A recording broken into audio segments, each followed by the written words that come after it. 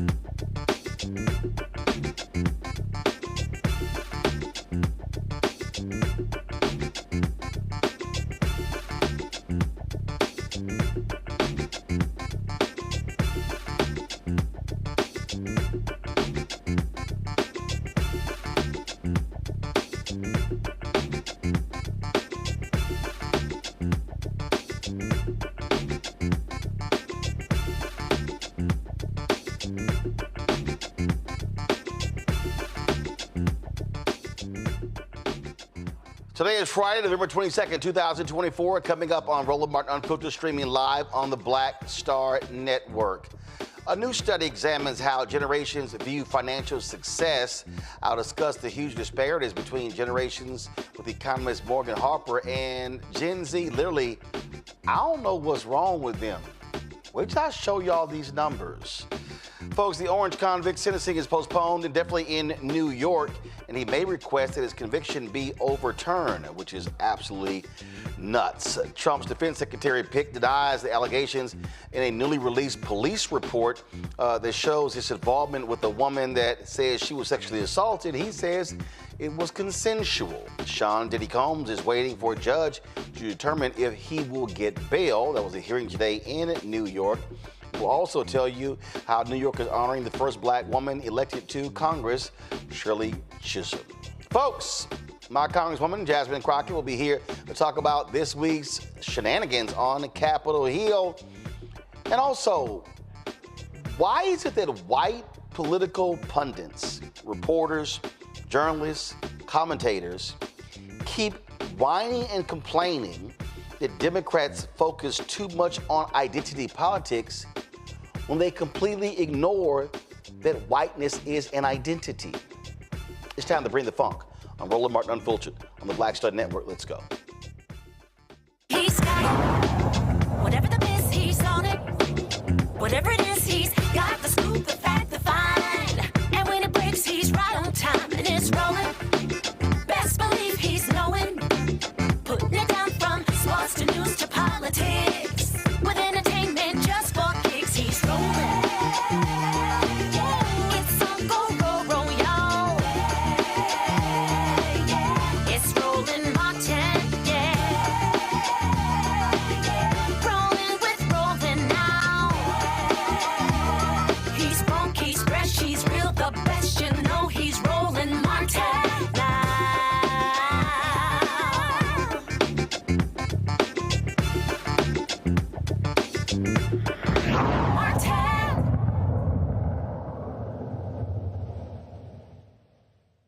I'm always amazed at how people look at money, how they look at finances, how they look at how much you should be earning, how much you should be making compared to the reality in America. So I saw this survey and I was completely baffled by what I saw.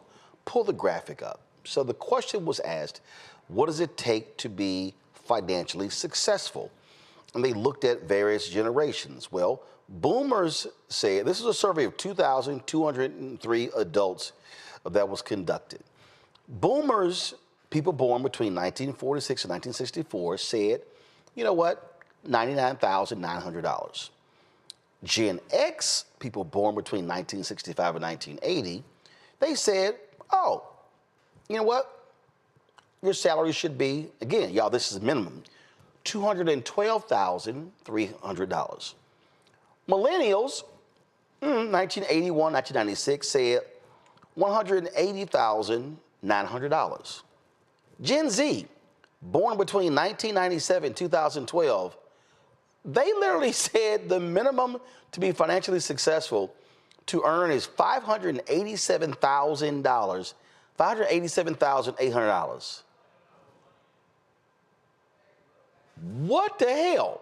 Morgan Harper is an economist with the American Economic Liberties Project. Morgan, glad to have you here. Morgan, what's wrong with these people? What were, and I'm not just talking about Gen Z. I'm talking about the only person with any rational view are boomers. But when you see these numbers, do these people actually understand salaries in America? Well, okay, Roland. So I'm going to push back a little bit here because I do think we have to recognize the different experiences that the generations are having. So no boomers saying they're happy with making $99,000 a year, well, or to be considered financially successful. Well, are they also getting a pension? Are they feeling like they already own a home and they have some equity in that home? And as we move through the generations, that might be a whole different calculation. Gen Z, and this gets back to a lot of what we were hearing, after the election, not feeling financially secure, feeling like their healthcare costs could be changing at any time. They're not anywhere near qualifying for Medicare. They're not close to being able to buy a home. Landlords could be changing prices on them at any moment. I think there is this overall lack of a sense of financial security in younger generations.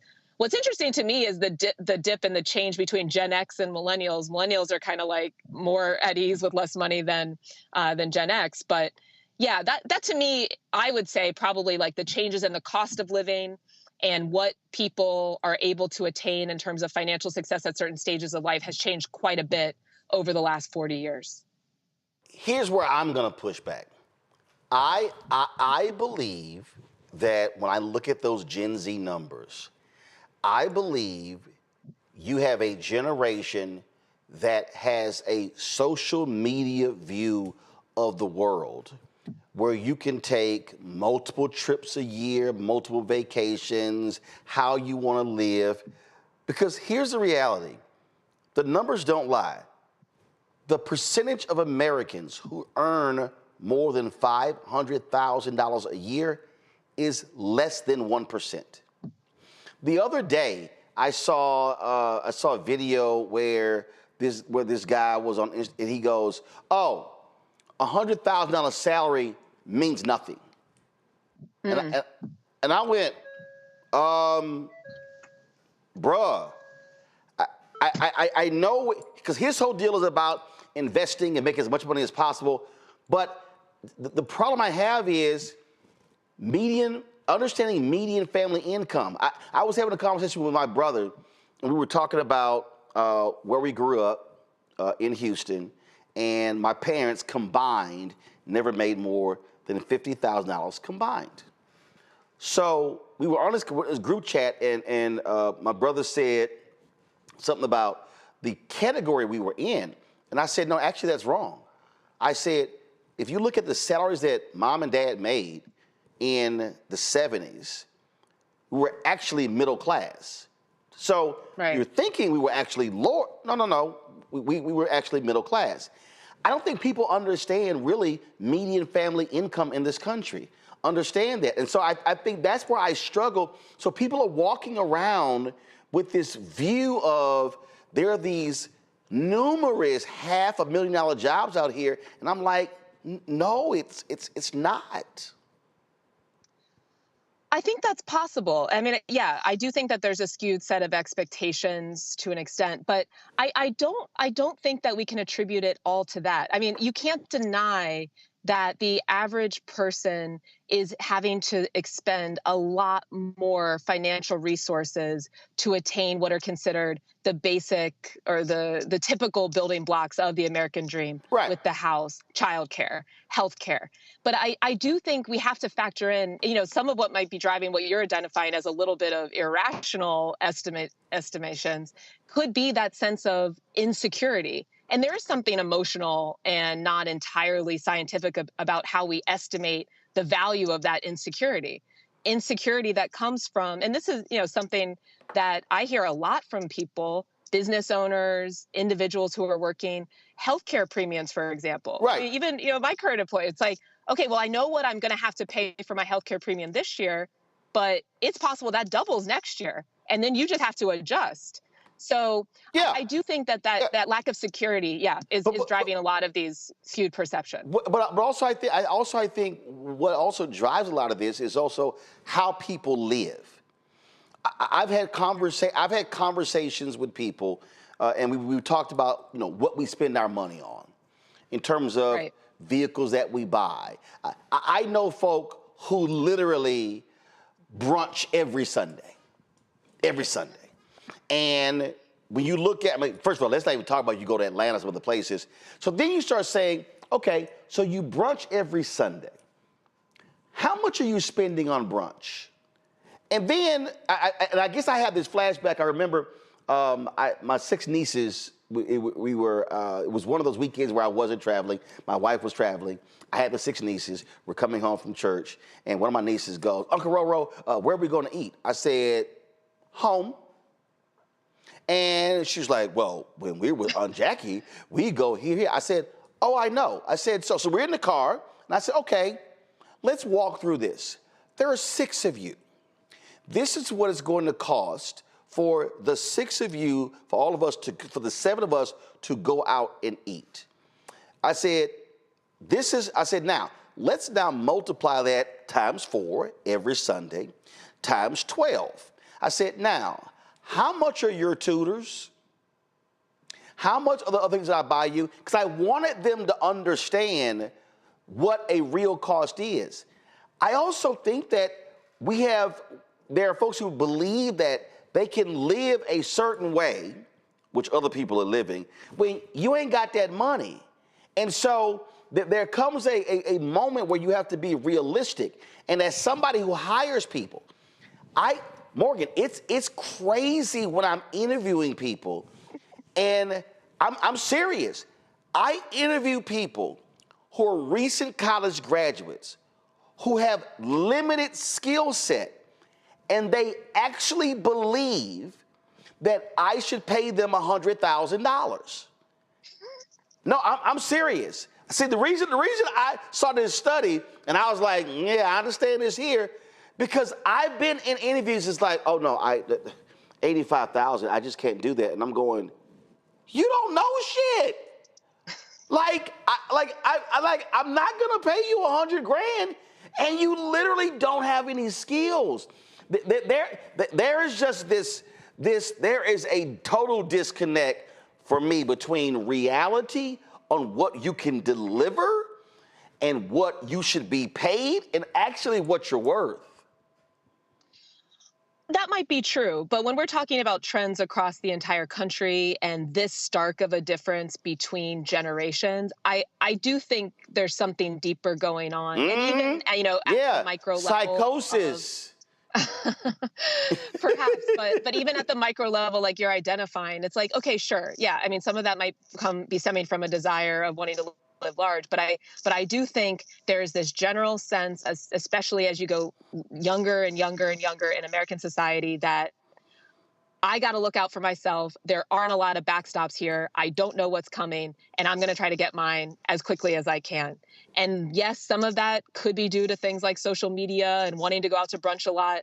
But I think we need to be honest about the fact that there's some systemic things behind that do relate to the economy that are also leading to that level of wanting to get as much, as quickly as possible. Gotcha. Well, I want people to have a dose of reality to understand what's actually happening out here in the real world. When I look at, last point I'll make for you, when I look at, for instance, what's happening in media, you look at, Comcast spinning off these networks. There are people who are at these places who are reporters and producers who are going, I can't take a pay cut. And I was one person who was an advisor, who's an agent, and the agent said, do you know what's actually happening out here in the real world? Do understand what you're now making in a declining business, you're not going to go across the street and get. So jobs, so people who have been in a lot of these places who have been making $200,000 and $300,000, $400,000, they're about to see 20, 30, 40, 50% cuts because the business is declining.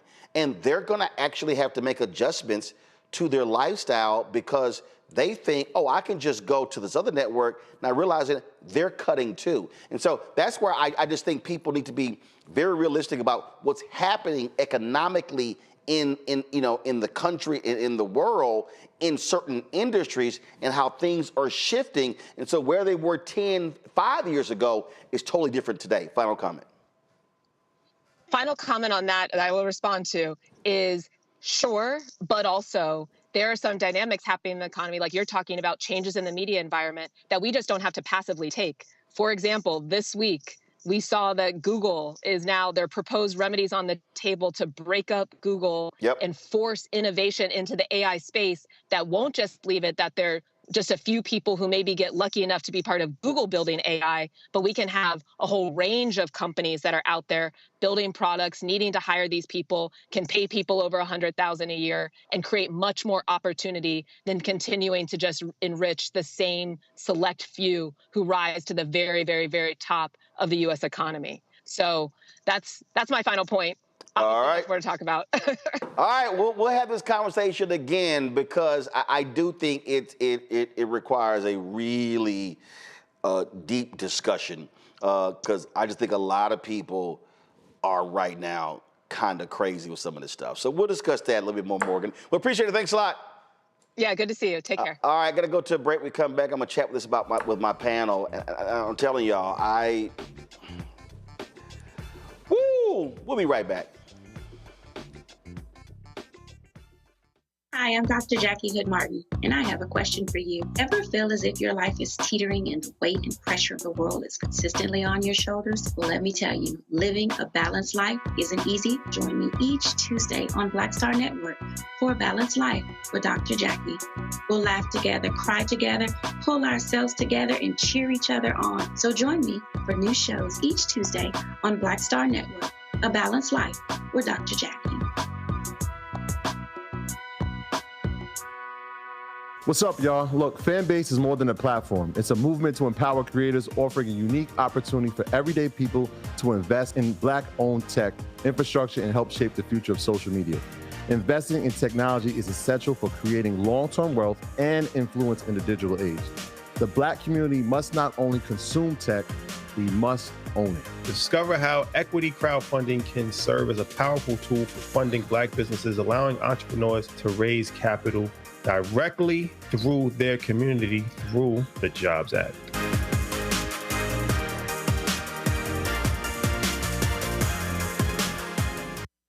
Pull up a chair, take your seat at the Black Table with me, Dr. Greg Carr, here on the Blackstar Network.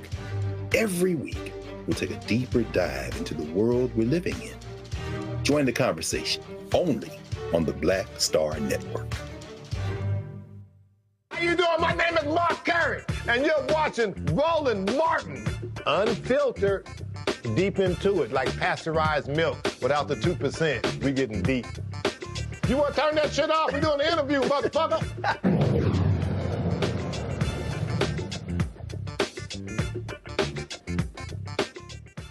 All right, folks, my panel, Kelly Bethea, communications strategist out of D.C., Michael Imhotep, host the African History Network show out of Detroit, and we'll be joined in a moment by Matt Manning, civil rights attorney out of Corpus Christi. Okay, yeah, I'm going to start with you, Kelly. All right. I knew it. Of course. So the thing for me here is not, oh, you're Gen X and you just don't understand. But I do think there are people who are delusional. And the reason I'm coming from this from the perspective of not just an uncle to nieces and nephews, but also as a person who owns a company. And when I am out mentoring people, advising people, when I'm interviewing people, when I'm listening to these conversations, when people are talking about their expectations and what they expect to make and things along those lines, and then I see something like this here, and then I have conversations with people and I look at what they're spending money on and things along those lines. I think, and somebody in the chat just said this, and I do agree with this, but I think you have some folks who believe that they should be, like, what their parents have earned or what their parents have done, that they think they should be getting right now, when they actually haven't actually done anything to get that. And when I saw this, I was just like, so you think that the average, your average salary, this wasn't what your savings should be, that your average salary should be $500,000 or more. I'm sorry, that's literally delusional. It's just delusional. It cannot hold up to the facts of what actually happens in this country when it comes to what folks get paid. I think there's layers to this, right? I understand your point of view on this, but I also saw the perspective of your last guest regarding this matter. I think that when it comes to Generation Z and even generations after Z, like Alpha, you know, they're getting older too, and they're seeing what it takes to live in this world. $500,000 a year salaried, that's a little egregious by any standard, but you also have to understand that when it comes to $587,000. Oh, my bad. Sorry. Almost 600. Wait a minute. Almost 600,000. I get that. You know what I'm saying? Like, okay. Over almost $600,000, right? I look at how Social Security is going to decline, how Medicare and Medicaid is going to decline, how now that we have the Mango Mussolini in office, a lot of tax-paying services are going to be whittled down, whittled away, and disappear altogether. Hopefully not, knock on wood. But I think that as delusional as it may sound, it might actually be realistic to the generation to that generation's mindset, that they are the only ones who are going to look out for themselves, and they think they need as much money as possible in order to do that. Now, do I think it's $587,000 a year? Not really, but I understand the perspective and the mindset around why they would think it needs to be that much money. Because I'll let you know right now, I live in D.C., I'm not quite at six figures just yet, but I make a solid salary, right? And I still, from time to time, struggle with my finances, not because I'm spending it frivolously on brunch. I make my own brunch. I don't really go out like that. But it's something to be, first of all, D.C. is expensive as hell to live. And I live in D.C. proper. I'm not even talking about DMV at large. I'm talking about in D.C. It is expensive as hell to live in D.C. So you have to consider what it costs to live in these major metropolitan cities, and I'm talking basic needs. You know, gas is high, groceries high, rent is too damn high. If you have a car, they charge you out the wazoo for insurance. My car note is cheaper than my insurance just because I live in Washington, D.C. So I think about all of those numbers and the finances therein and looking at my salary, and it's like, I need more money and I already work full time.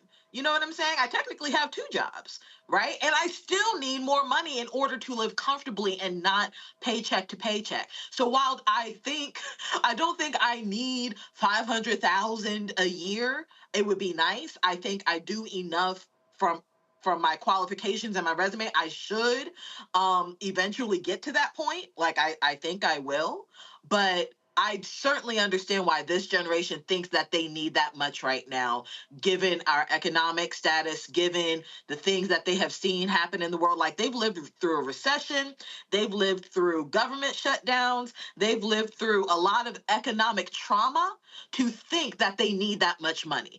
Is it a little delulu? Yes, but the delulu is a little valid. That's my point. So, Matt,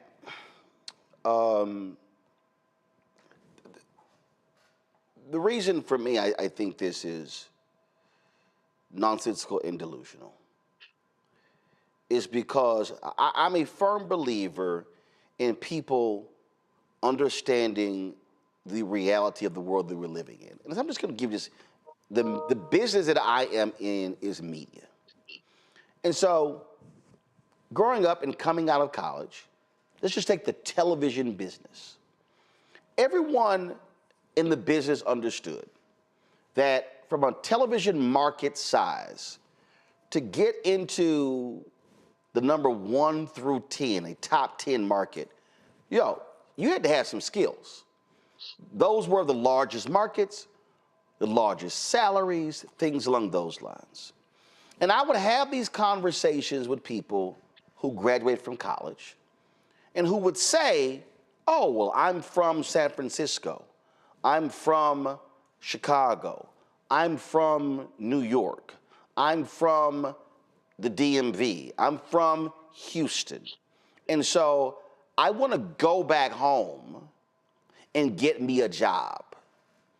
Okay, you are a recent college graduate trying to get you a well-paying job in a top 10 market where you are competing against people with real experience who have gone to smaller markets who are trying to get to a top 10 market. You ain't got a shot. And so when I've had these discussions, they will go, why? I don't understand. I go, because you literally don't have the skill set to compete. And I've had some people, they say, well, I don't want to have to go work somewhere else to get the experience. And I would then say, okay, good luck. Because the likelihood of you getting the experience, and what that has led to people who said, why do I have to move different places to be able to flourish in my career? My response to them was, you have to go where the jobs are. You can just say, well, I'm from here, I want a job here. Okay, do they exist? And there has to be a dose of reality about the world that we're living in, where you have to decide, hey, what's going to be my major? What are the jobs after I graduate? Do they exist? What do those salaries pay? Where are they? Like, there are multiple things that you need to be factoring in as you're building your life, as opposed to this utopian view of, I'm going to major in this, I expect to be making this, and the data simply doesn't support any of your fantastical ideas. Yeah, so I mean, look, I got shipwrecked in Corpus Christi because the first job I got out of law school was here in Corpus Christi. That was 10 years ago. I now make 3 times what I was making then, thanks be to God. Yeah, you're right, to some extent. But I do think that your analysis misses some of the larger data points here first. As it relates to the Gen Z, I mean, A person who's 20 years old was born in 2004. So an 18-year-old is 2006, right? So a large swath of the people in that group, and presumably they weren't actually responding to the survey, but a large swath of the people in that group have not worked meaningfully and probably don't have a real idea of what earnings look like in the real marketplace. But one of the bigger phenomena that we have to talk about is the fact that the federal minimum wage hasn't changed in 15 years. It's still $7.25. And when we talk about boomers, a lot of them are talking about making $100,000, but they're thinking back when a dollar stretched 3 times as far as it does now. I mean, the reality is in our society, we've commodified things that we should not have commodified, i.e. healthcare and education and other costs that make day-to-day and family life extremely expensive. Now, I'm very blessed. The job that I have, I don't go swing a hammer for 8 hours a day. I just sit and think and get paid probably a lot more than you should do to do that. But I readily recognize that even for me, I have to be cost conscious because things are considerably more expensive now when I go to HEB than just a couple years ago. And that's the reality for people. So I think when we talk about financial comfort and what people think of as financial comfort, it has to be looked in the larger lens that, you know, wages are not pegged to inflation. They're not moving the way inflation is. And the fact that we've had the same minimum wage for 15 years, I think, shows you that. Now, there are, personal accountability aspects to it, no question. You should not be frivolous with your money. You should try to be, conscientious in how you spend it and how you budget. But we also have to talk about the fact that Kelly is, very highly credentialed, well-educated, and lives in a city that is probably 3 times as expensive to live in as it is for me. I couldn't have a family of 5 in D.C. on my salary. What I make here, we can live very comfortably. If I lived in D.C., I'd be living hand to mouth. And part of that is just the phenomena of where you live. But also part of that is that we as a society we're not smart a lot of times about what we accept in terms of what we allow to be commodified and what we don't allow to be commodified. If we found a way to make the cost of things that are necessities more accessible for more people, and it didn't bankrupt you to send your kid to childcare, then you wouldn't have these skewed perceptions of how much money you have to make to, quote, live comfortably. And I think part of the reality is a lot of the baby boomers are talking from the standpoint of a time where you could do that. You could have a single earner in the home and live relatively comfortably. You cannot do that in 2024. And until we address that meaningfully, we can't really have conversations about skewed data points where people are thinking 50 years ago versus today. I mean, that's just a reality. Yeah, and so that's why, Michael, when I start with that number, the salary, and then I sort of back into it from there, what I'm looking at is what's actually happening in real world, what's actually happening in industries, what's happening with this shift and how technology has changed things. I also look at, in terms of things that we spend money on today that they weren't spending money on 30, 40 years ago. I look at, so when I look at the folks who talk about, people who talk about, oh my God, I mean, the cost of all of these streaming services, I say, well, actually, relatively speaking, that's what people were paying for cable television. And before cable television, that was a thing called broadcast television. That was free, that you didn't pay for. Right. And so it was ABC, NBC, CBS, and then Fox Broadcasting came along later. And then, of course, you had these independent television stations, and that was a thing called the Star Spangled Banner and the American flag being played about, by 1 o'clock in the morning. It was like, yo, that's about it. TV shuts off. You saw literally white noise. That was it. We'll see y'all at 6 o'clock in the morning. And so you had to go figure out something to do between 1 a.m. and 6 p.m. So just go read a damn book because your ass couldn't watch television. And so you look at how things begin to change. You look at how again, when I bought 2008, when I bought my Lincoln Navigator, paid for it in cash, it was $49,000. The new Lincoln Navigator in 2024 starts at around $90,000. Okay, and so that is a huge shift. What I'm saying, what I try to say to as many young people as possible is I need you to have a realistic understanding of the world that you're living in, so when you step out, you're not sounding delusional. It's also a state of mind where, I mean, I've witnessed this owning this company. I witnessed this when I was at TV One. There were folks who quit jobs like it wasn't no big deal. And I was like, right. Okay. I was talking to a young lady who actually I passed her on to my producer, Carol. And she said, yeah, I left this job because I just wasn't feeling it. And I was like, okay. And she says, but you have to understand, my generation will do that. If we're not comfortable, we'll leave a job. And I went, okay. I said, I got you.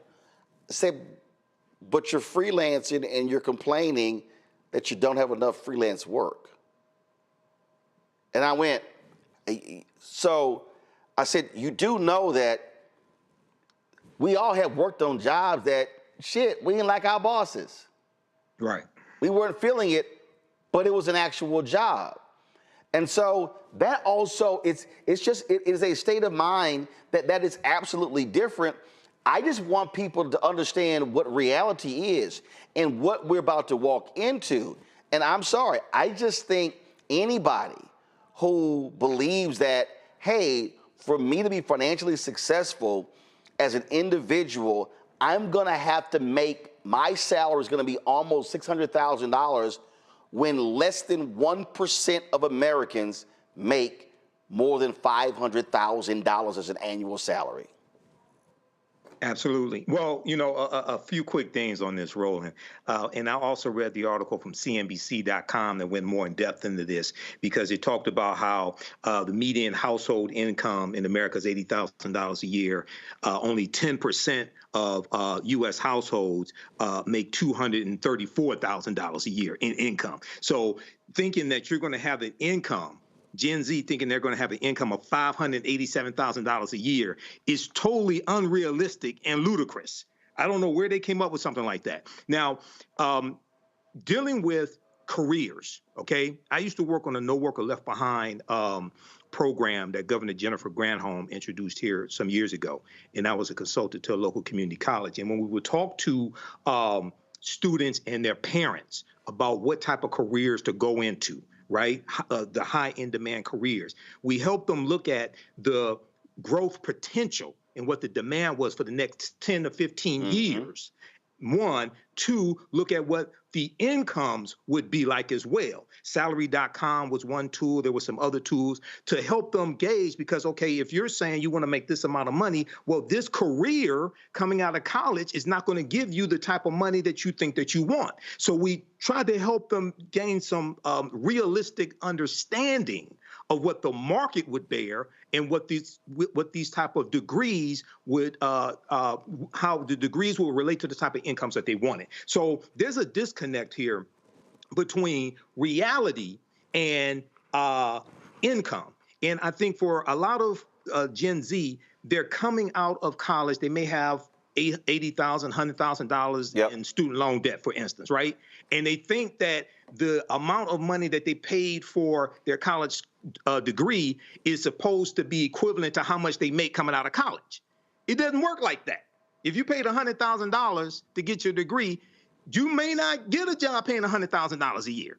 That's not reality. So, and then lastly, with the baby boomers, you're looking at people who live through recessions, but also have acquired more. They may have pensions, Social Security, they have one or two homes, they've accumulated some wealth. So they understand that average income, $99,000 a year, they could live comfortably on that because they've been through so much and have acquired so much. Whereas I understand Gen Z, they're trying to acquire wealth, buy a home, buy a car, move out of their parents' house, things of this nature. But $587,000, that's not happening, generally speaking. So I'm about to go somewhere that's going to be a problem for some people.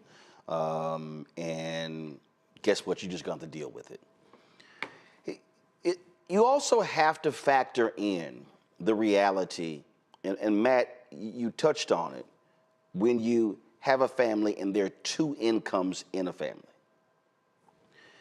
And what I mean by that is, my sister, when she and her husband, they were going to buy a home. And the guy goes, wow, with both of your salaries, y'all could get this house. And my sister went, we gonna buy this house based on one income. So just in case anything happens with a job, we can keep paying the note. I juxtapose that to when I was at the Houston Defender and had a brother who he was a graphic designer. And nice brother, very good skill set, all those good things. And so he owned a Ford Explorer, relatively new, clean. He had put this big time sound system in there. So he got a raise. Matt, he went out and he upgraded to an Expedition. That was just him and his girlfriend. And about 4 months later, man, he was complaining because the note on that Expedition. And I remember saying to him, I said, I'm just curious. It's just you and your girl. Why did you, and listen, it wasn't like, Sonny paid us well at the Houston Defender, but it wasn't other type of salaries, okay? This was a black weekly newspaper. I said, why did you go out and upgrade to an Expedition when you had a perfectly clean, fine Explorer, and it's just the two of y'all? Man, he looked at me, he just couldn't even answer the question. When Michael was talking about majors, I've had this conversation, Matt, with people, and I would go, okay, you want to major in that, okay, what's the job you're trying to get? Then they would explain to me, then I would go, okay, so you're going to accrue this amount of money, this amount of debt, because your parents you're not getting a free ride. So you're going to accrue this amount of debt getting student loans. So does the job that awaits you, are you going to be able to service that debt? And he looked at me like it was deer in headlights. Just the other day, I had a conversation with a couple of students who work for us who asked me, what are your thoughts about going to grad school? I said, why? Response was, to make more money. I said, you're not going to make more money in this business going to grad school, because this is a skill-based business. You're going to accrue more debt going to get you a master's. I said, having a master's means nothing in journalism. What can you do? And I've had this discussion with people over the years. I think part of the thing that we're facing, Matt, in this society is that we're facing people who aren't having realistic conversations about the present and the future, about economic decisions that you make today will have an impact for you further down the road. And that plays a part in this in terms of what then happens 10, 15, 20 years later, because you made a decision that you thought was a great decision coming out of high school, going to college, or coming out of college, when it made no economic sense at all, and you never sought any data and information to make you make a better life choice. Just your thoughts. I think that's a really astute point. There's a lawyer that I practice around down here in South Texas, and none of his kids have gone to college. All three of them have started small businesses, including one started like a taxidermist when he was, I think, 17. And he's told his children, don't go to school and rack up a whole bunch of debt, start a little business, work for yourself. I don't think that necessarily works for everyone, but I think you're hitting on a very important point that's an integral part of this. People in my generation, so I guess Gen Z, we were just preached and beaten into our heads, go to college, get a degree, you'll make more money with that. But there are really a lot of nuances in that conversation about what degree you have. You go to school and you get a degree in engineering, you don't need graduate school necessarily, right? But if you go to school and you get a degree in political science and you don't go to law school, your earning capacity is just not as great as someone who has a degree in a hard science. And I think those economic conversations are extremely important because college is a calculated risk, right? You're taking a bet on what you're going to be able to earn based upon the fundamental knowledge you get to build that skill set to go forward. So I think if people aren't having that conversation, they are doing themselves a disservice. However, the problem is the data, as far as I know, bears out that if you have a college degree, you're on track to earn considerably more. And the problem is the entry, the barrier of entry to get a college degree continues to balloon. You know, when I was at Howard in 2004 through 2008, I think it was something like 20 grand a semester. And maybe I'm wrong on that. It's considerably more expensive now, even at state schools. So, you know, part of the problem is we also have a culture of elitism in this country where we don't talk enough about the trades and having a good, solid trade. You know, at the end of the day, I'm not a carpenter. Clearly, one of my son's drawers behind me needs to be fixed. I'm going to call someone to fix that if I can't fix it, right? There's no shame in having those jobs. And I think we need to have that broader conversation. But I also think that skews the conversation.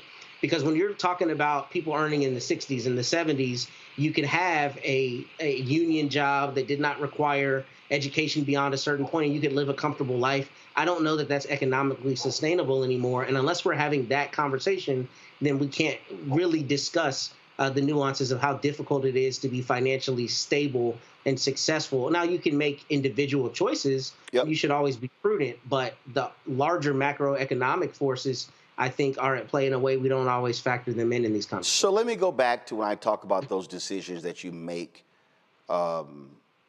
then, Kelly, to now. I've had numerous people, why didn't you go to HBCU? I said, because I didn't.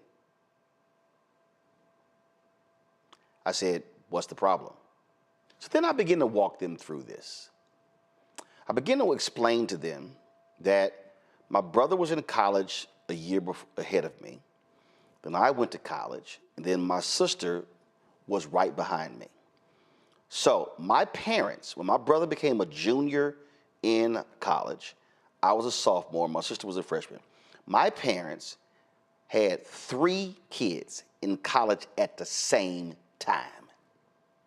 Now, I don't recall in the 4 years I was there, my parents sending me $1,000 combined over those 4 years. I don't, because it was still 2 sisters who were at home. So here I am coming out of Jack Yates High School, Magnet School of Communications, the top student there. I could have gone to Missouri, to Northwestern, Syracuse. In Texas, it was University of Texas, North Texas. I wasn't going to University of Texas. My brother's at Texas A&M. So I could have gone to the top schools. But I couldn't afford to come home. So here I am going, okay, I have to make an economic decision. It wasn't that, I'm going to the school of my dreams. No, I have to make an economic decision because I don't want to create an economic hardship for my parents, knowing full well I have a sister behind me and 2 other sisters who are still at home. So I go to Texas A&M. My brother's already there. He had an academic scholarship. This course tuition was totally different then.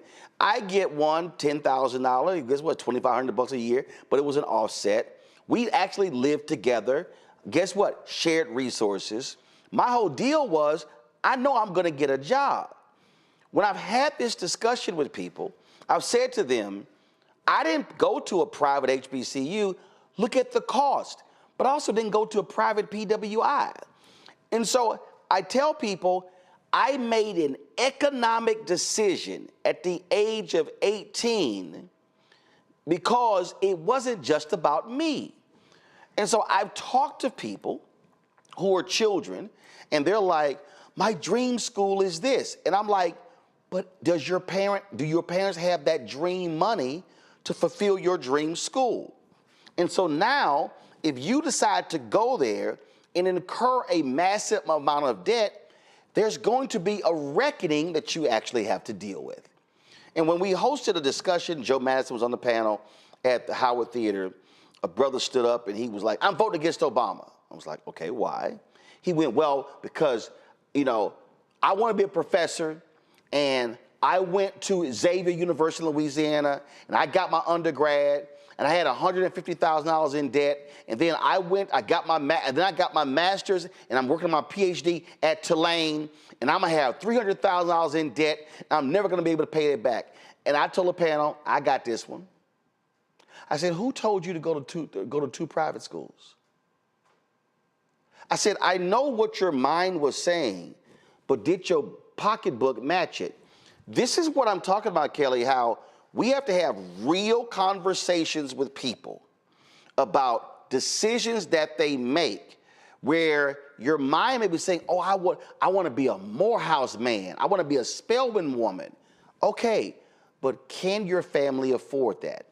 Now, I want to go to Bali. I want to go to here. I want to go here. Can you afford a $12,000 to $15,000 vacation twice a year? We have to really begin to have, I think, real conversations about decision making and how that has a direct impact on your pocketbook and your ability to be able to accrue wealth, to be able to do things. And I just think that is what is troubling me, because so many conversations I've had, and I just sit there, Kelly, and I go, man, they about to have some problems in about 10 years. It's going to be ugly in 15 years.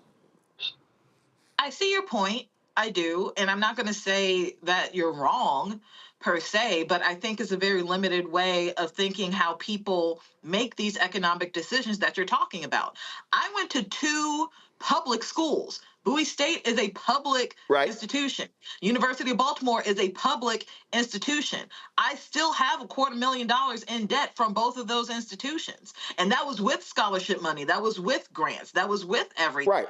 So, you know, and I actually made those decisions based off of economic decisions that you're talking about. So it's not just about, oh, I want to be a Morehouse person, I want to be a Spelman woman, et cetera, et cetera. There are HBCUs that are public that are still expensive to lay people. Yes. There are PWIs that are expensive, that are public to lay people. And we were indoctrinated with the notion that we must go to university, that we must go to college in order to get some form of salary to not just pay these loans back, but to succeed at all, to make money at all. So we are just now shifting the narrative that you don't have to go to college in order to be successful. But we have generations prior, being mine, that's too late. That notion is too late for us. We've already been indoctrinated. So when I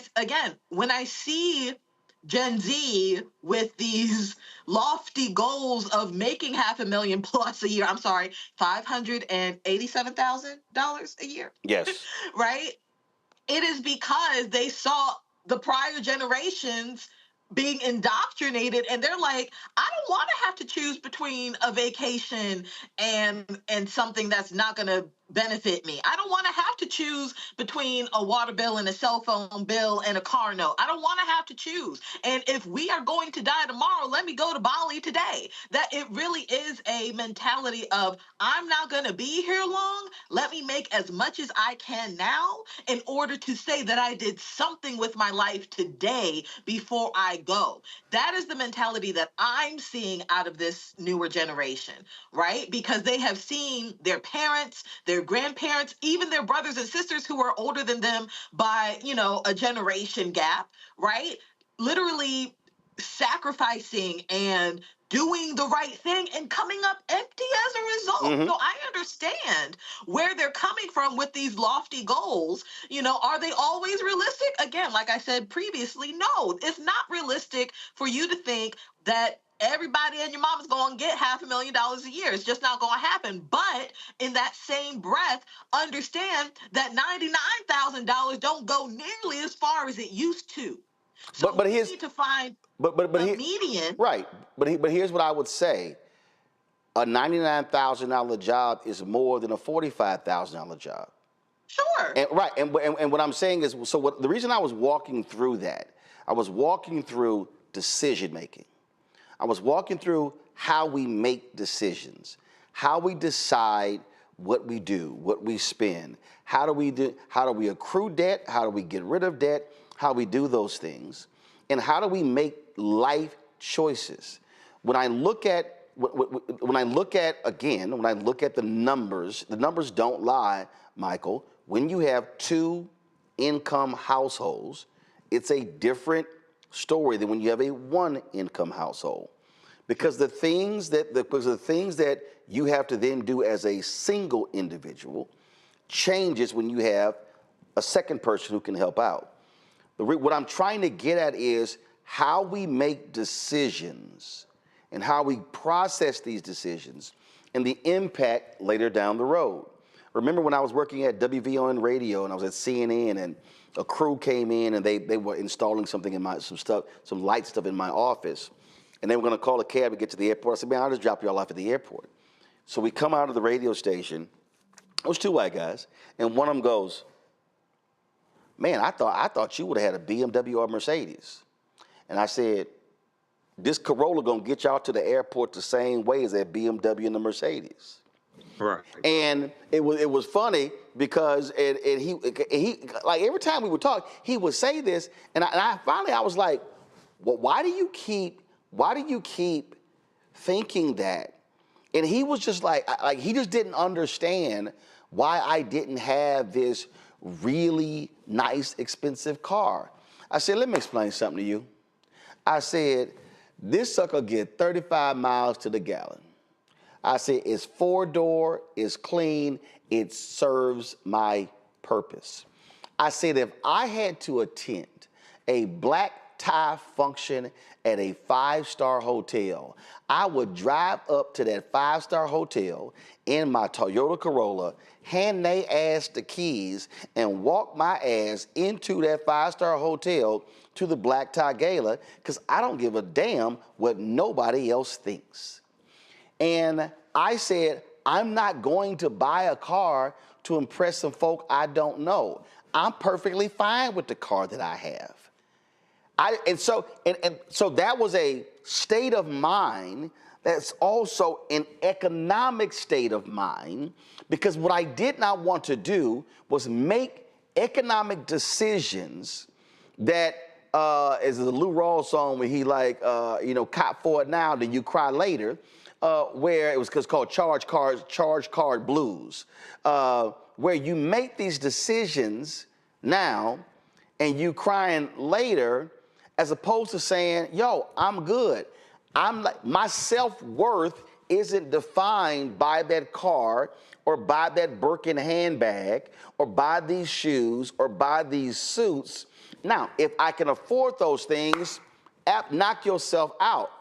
What I am seeking are for us to have decision-making conversations that correlate with how we're going to be living, and then go, hey, wait a minute, this is what I'm making, this is what I can do. Hey, it's great to say I want to be able to do those things. I got frat brothers who got private planes. I've ridden with them on private planes, but Roland ain't got no problem getting my ass on Southwest Airlines.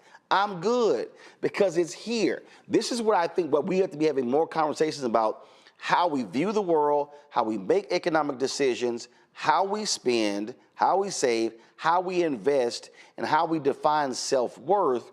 And I just want us to be more realistic when we're trying to have these discussions, especially when we talk about salary and living below means and above means and things along those lines.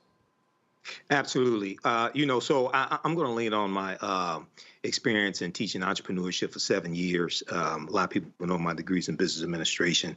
But one of the books we used to use, and I used to teach with one of my former college professors from Wayne State's Business School, one of the books we used was The Millionaire Next Door by Thomas J. Stanley. And even though some of the statistics are dated, the book came out in the 90s. One of the things he talked about in there was that at the time, the average income of the average millionaire was somewhere between $75,000 to $100,000 a year, number one. Number two, the majority of millionaires didn't drive Mercedes and BMWs, things like this. They were focusing on acquiring assets that generated income or generated wealth, accumulated in value, as opposed to buying something that had that depreciated in their value. Okay, like cars, and then you have to have the maintenance on the cars and pay the insurance and pay the car note, things of this nature. So a lot of times, especially for African Americans, a lot of us have been taught to associate the accoutrements or the entrapments of success, the material things, with actual success. And there's not really a correlation between the two of them when you actually understand millionaires. Another book comes to mind is Secrets of the Millionaire Mind by T. Harv Eker, which is an excellent book as well that takes you into that mindset of millionaires. Lastly, What Makes the Great Great by Dennis Kimbro. We have to throw in the great Dennis Kimbro as well. And I've met him a few times as well when he's come to Detroit. So we're dealing with this and people having these unrealistic expectations. I think for Gen Z, a lot of them buy into this Instagram lifestyle and seeing these fake lifestyles on Instagram where people are on vacation and they're in Dubai and they're in France and things of this nature. And a lot of those people make their money off of creating this fake lifestyle, okay? Because they're monetizing their page. So that's something else that goes along with this. But going back to your statement about the brother with $300,000 in debt and voting against Obama. What does Obama have to do with him being $300,000 in debt? I don't understand the. Well, no. But again, though, because I think what he was saying, and I get it, and Kelly has actually alluded to this in terms of what was sold to us, this American dream. If you go get a college degree, these things are going to happen. Blah blah blah blah blah. But he wanted to be a professor. Professor's going to earn this, and so he was mad that he has to spend all of this money to become a college professor when it's like, okay, but that's what you chose to do. And so you're mad at somebody else for this. When you just made the point about entrepreneurship, I say to people all the time, you need to get this, yes, you need to get this delusional view of entrepreneurship out of your mind, because when you're the entrepreneur and you're the owner and you're trying to build something, what happens when you have an economic downturn but you can't afford to get rid of your employees? You may have to cut your salary. You may have to forego a salary yourself. So now all of a sudden, oh hell, things change. I've been there. I had to actually do that. And so I just think that what we're facing right now, Matt, Kelly, and Michael, in this society, we are facing folks who are looking at the world and looking at terms of where we're going. And we're not having just what I just simply believe be honest, realistic conversations. Somebody here goes, Roland just sitting here, just want to crap on young people. No, I don't. But I'm actually having real discussions.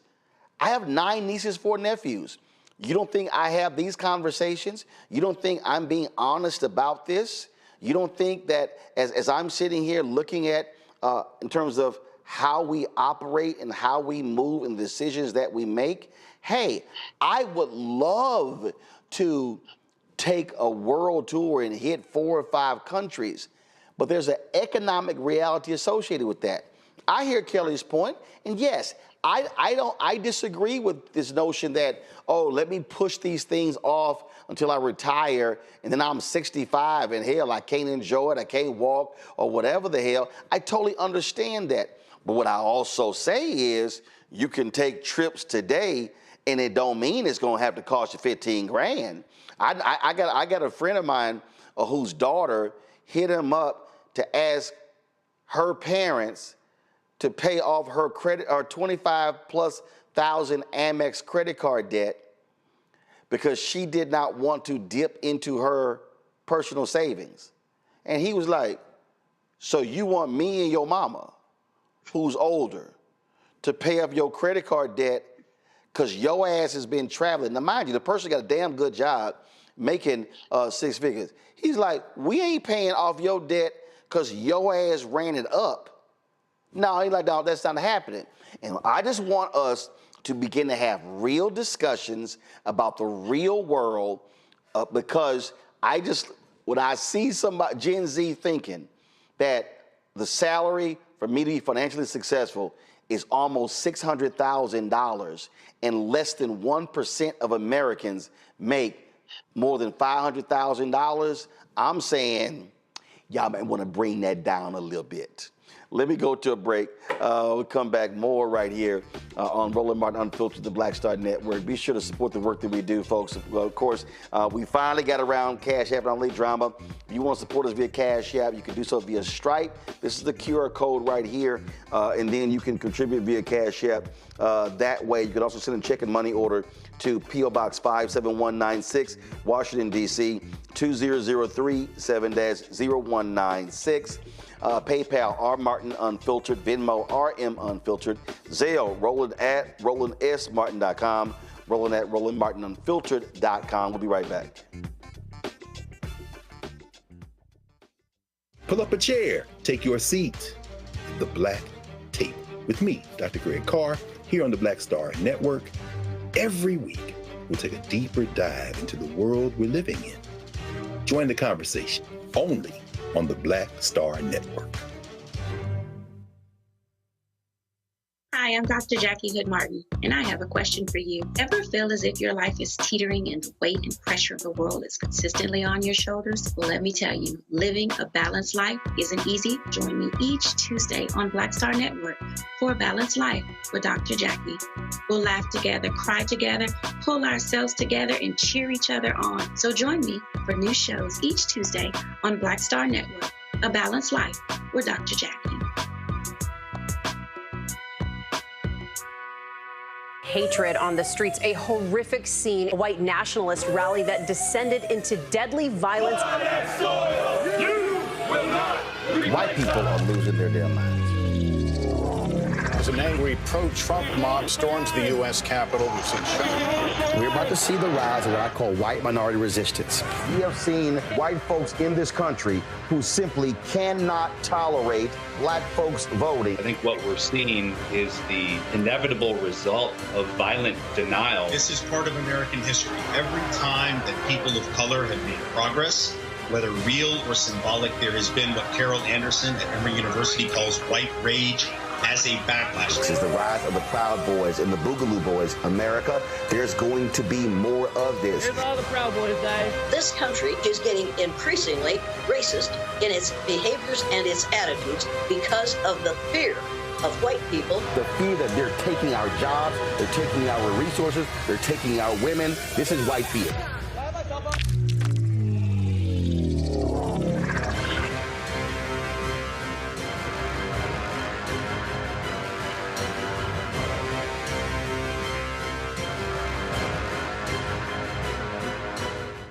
What's up? It's Sammy Roman. Hey, it's John Murray, the executive producer of the new Sherry Shepherd Talk Show. It's me, Sherry Shepherd, and you know what you're watching, Roland Martin Unfiltered.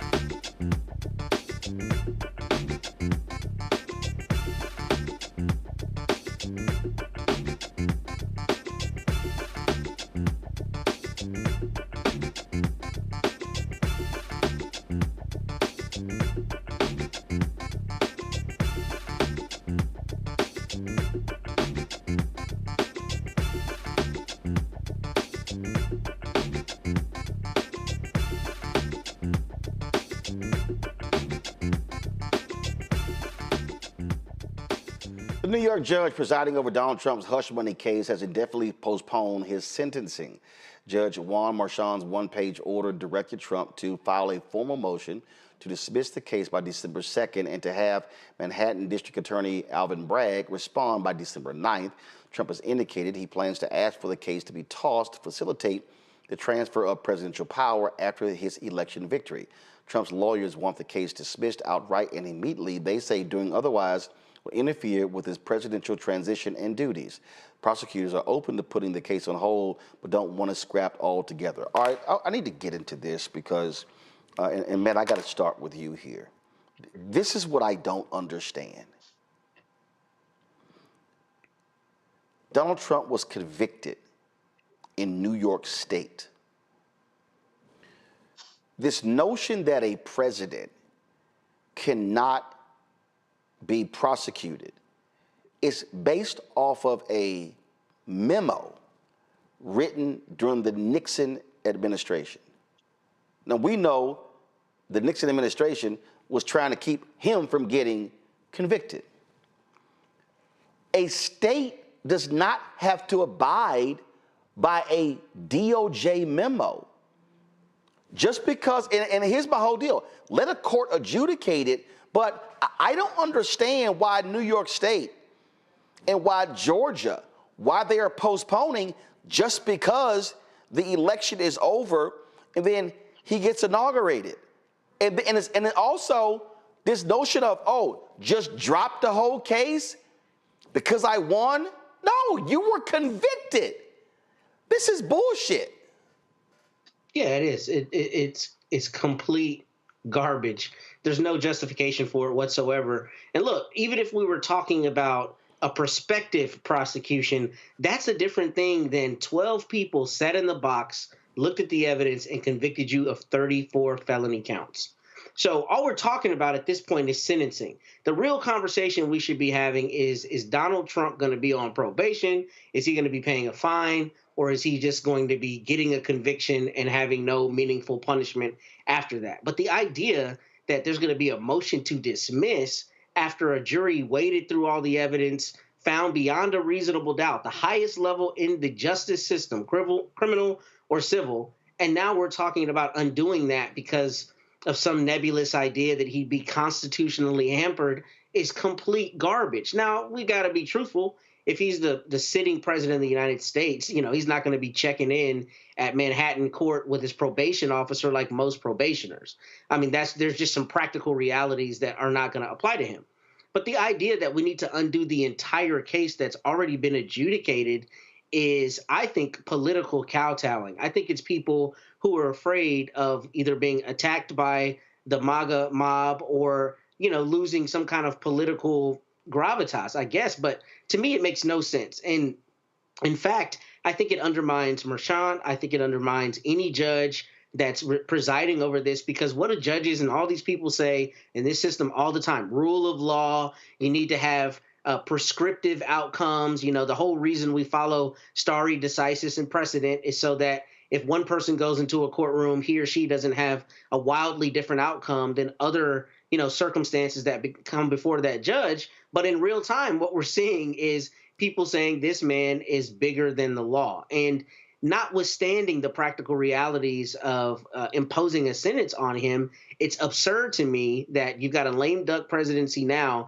He has not been inaugurated yet. You've got the better part of, you know, a month and a half where he could easily be sentenced. And this is a judge sentencing. Judges set sentencings all the time. There's nothing preventing them from sentencing him to whatever he wants to sentence him to. And frankly, he could even do a short jail sentence in time before, you know, he retakes the presidency. I think this is just a matter of, because the Supreme Court came out with this asinine ruling, that we're concerned about how that ruling is really going to be implicated, you know, far-reaching. And yes, he can't pardon himself in these states, but this to me undermines the idea that judges are calling it fair. They're calling the balls and strikes, because anyone else on the planet who's already been convicted would not be getting out of being sentenced but for an appellate court overturning their conviction. I mean, this is just saying, okay, hey, here's what's insane to me. This is what's insane to me, Kelly.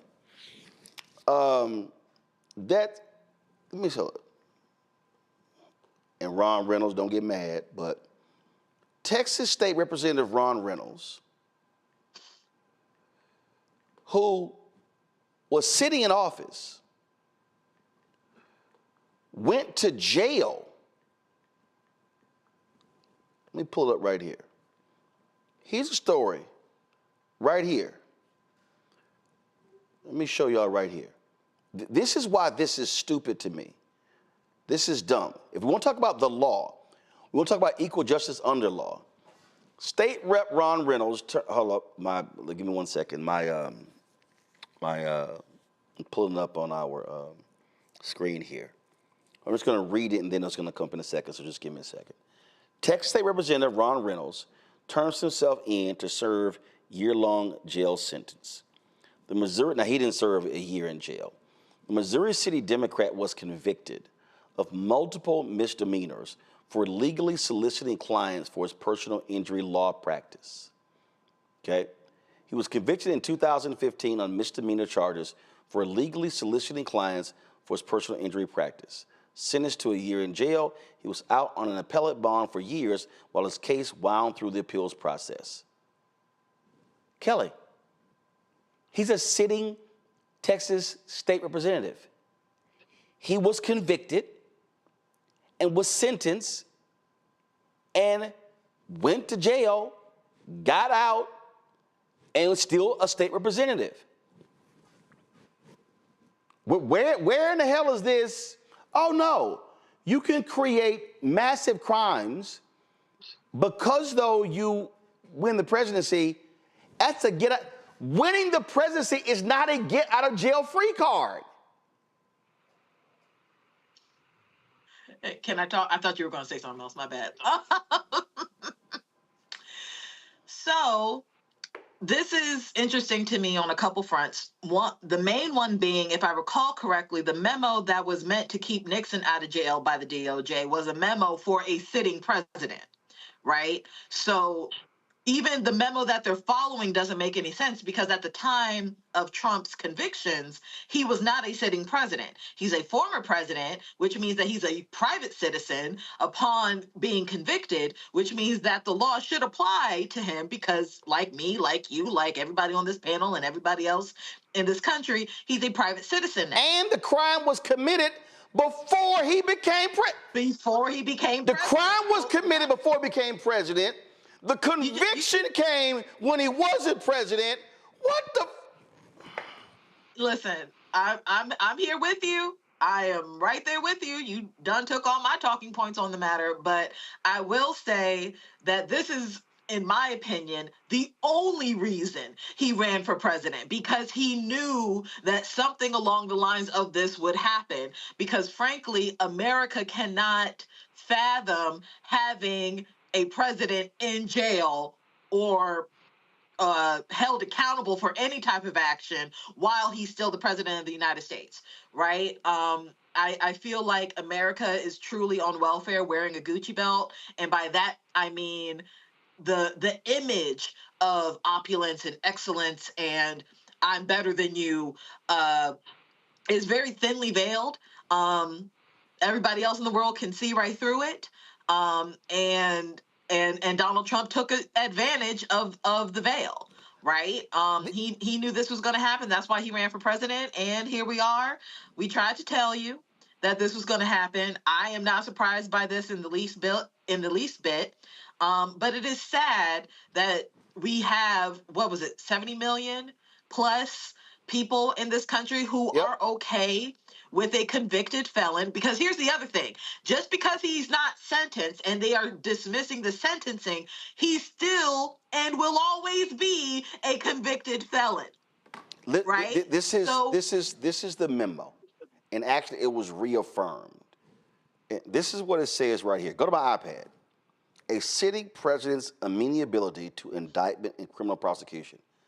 Y'all, look, it says the indictment or criminal prosecution of a sitting president would unconstitutionally undermine the capacity of the executive branch to perform its constitutionally assigned functions. It's based upon this 1973 memo from the Office of Legal Counsel. Y'all, this is not a provision of the U.S. Constitution. This is not a law, Michael. This is literally this is not even an opinion that has been affirmed. It's a legal opinion. Now, here's what's also crazy to me. And a lot of people, if y'all don't know American history, let me remind y'all, there was a time when we had a vice president of the United States who resigned. Spiro T. Agnew. Go to my iPad. Spiro Agnew was the vice president for Richard Nixon. He pleaded no contest to a charge of federal income tax evasion in exchange for the dropping of charges of political corruption. Y'all, for y'all who don't understand, this is from history.com. Agnew, a Republican, was elected chief executive of Baltimore County in 1961. In 1967, he became governor of Maryland. He ran a tough law and order campaign, blah, blah, blah, blah, blah. He resigned on October 10th, 1973, after the U.S. Justice Department uncovered widespread evidence of his political corruption, including allegations that his practice of accepting bribes had continued, y'all listen to what I just said, had continued into his tenure as U.S. Vice President. Now explain this to me. How can the number 2 be targeted and then cop a plea and resigns, but they say, oh no, the president, you can't go after him because this is going to interfere with his duties. So what they have said is the president of the United States can commit untold crimes. He or she could commit untold crimes. Y'all can't prosecute him because that's going to interfere with his job. This right here completely flies in the face of what's etched in stone above the U.S. Supreme Court, Michael, where it says equal justice under law. Yeah, it does. A couple quick things here. So the ruling from the U.S. Supreme Court back around July, I think it was, that basically gives the president immunity from criminal prosecution if it's deemed that he or she are acting within their capacity as president. That even goes beyond this memo from the Department of Justice, okay? Because that's a memo from the Department of Justice, whereas the prosecution that took place under State's Attorney General Alvin Bragg, that's at the state level. Now, when you part of the crime that Trump committed and was convicted on took place while he was in office, and that dealt with the repayment of the payments to Michael Cohen and covering it up in the way it was recorded in the business records. Okay, so the 34 felony counts was based upon falsifying business records, and that was while he was sitting president. Okay, just so people understand. And I'm pretty familiar with that case because I was the one that broke that story on 19 AM WFDF when I was had the African History Network show on that station. And when the story first broke about Stormy Daniels, I was the one that broke that story. Lastly, when we look at the piece from Reuters,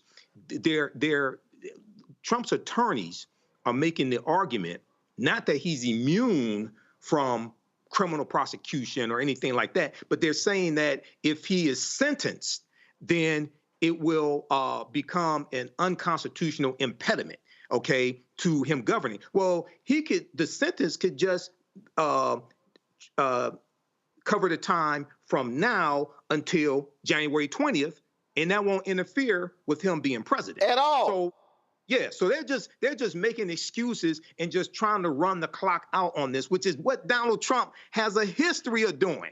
just delay. So they should just go ahead and sentence him. Court is going to reconvene December 2nd. That's the deadline. It's just Friday, December 2nd. So, but they should go ahead and sentence him. It's just, for me, it's just completely irrational, nonsensical. It flies in the face of the law. And what they've said is, we're going to just give this massive exception to him. It's grossly pathetic, but this is how they roll. And hell, Joe Biden, just go on out and commit a bunch of crimes. Just start taking bribes and doing all kinds of. It's just to me, it's just stupid. It's beyond stupid. All right, folks, got to go to break. We come back. We'll be joined by Texas Congresswoman Jasmine Crockett. Woo, things got a little funky on Capitol Hill this week, and so we'll be chatting with her about that and a number of other issues as well. Folks, you're watching Roland Martin Unfiltered on the Blackstar Network. Support the work that we do. Join our Bring the Funk fan club. The target of our goal is to get 20,000 of our fans contributing on average $50 each a year. That's $4.19 a month, 13 cents a day. If you want to give via Cash App, you can do so via Stripe. This is the QR code that you can actually use. Also, what you can do is you can send your check and money order to P.O. Box 57196, Washington, D.C. 20037-0196. PayPal, R Martin Unfiltered. Venmo's RM Unfiltered. Zelle, Roland at RolandSMartin.com. Roland at RolandMartinUnfiltered.com. Download the Blackstar Network app. Apple phone, Android phone, Apple TV, Android TV, Roku, Amazon Fire TV, Xbox One, Samsung Smart TV. Also, of course, be sure to get a copy of my book, White Fear, How the Browning of America is Making White Folks Lose Their Minds, available at bookstores nationwide. If the audio vision on Audible. And if y'all are trying to get some Roland Martin Unfiltered merchandise, this is our new shirt, Don't Blame Me, I Voted for the Black Woman. You can actually get that by going to, what's wrong, Kelly? Kelly, nothing. Wait, you can see me? Yes, Kelly. I have a preview monitor. I can see the reactions of everybody, Kelly. Yes. Yes, I can see you. I can see Michael. I can see Matt got up and left the chair. So, yes, I see, Kelly, I see everything here. So, yes. Yes, that's why I want like, what size does it go up to? I want like the largest one so I can sleep in it. It is up right now. If y'all want to get merchandise. Kelly, why are you crying? Why That's funny. Why are you crying? So if y'all want to get our new shirt, Don't Blame Me, I Voted for the Black Woman, go to rolandmartin.creator-spring.com. rolandmartin.creator-spring.com, so you can get your Roland Martin Unfiltered and Blackstar Network merchandise. Coming up next, Congresswoman Jasmine Crockett, back in a moment.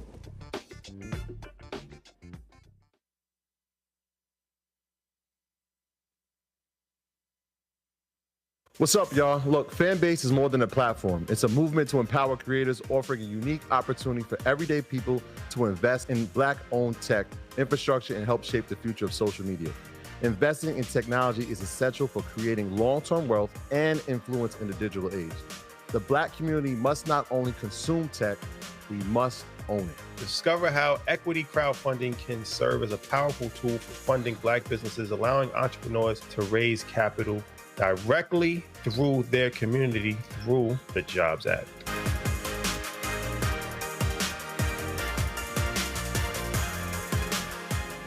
Hi, I'm Dr. Jackie Hood Martin, and I have a question for you. Ever feel as if your life is teetering and the weight and pressure of the world is consistently on your shoulders? Well, let me tell you, living a balanced life isn't easy. Join me each Tuesday on Blackstar Network for A Balanced Life with Dr. Jackie.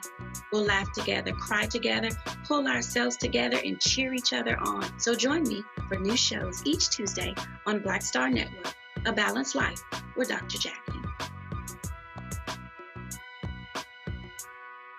Pull up a chair, take your seat. The Black Tape with me, Dr. Greg Carr, here on the Blackstar Network. Every week, we'll take a deeper dive into the world we're living in. Join the conversation only on the Blackstar Network. I'm Russell L. Honoré, Lieutenant General, United States Army, retired, and you're watching Roland Martin Unfiltered.